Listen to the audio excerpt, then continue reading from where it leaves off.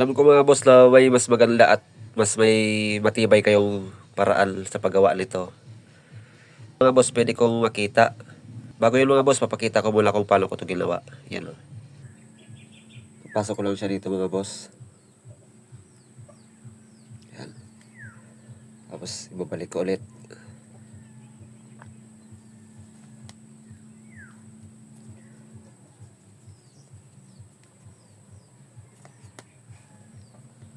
Tapos babalik ko naman ulit.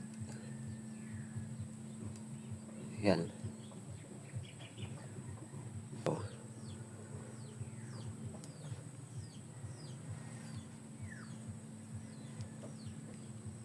Tapos pag konti na lang mga boss, iliipit ko na lang dyan. No? Ilalik ko lang yan.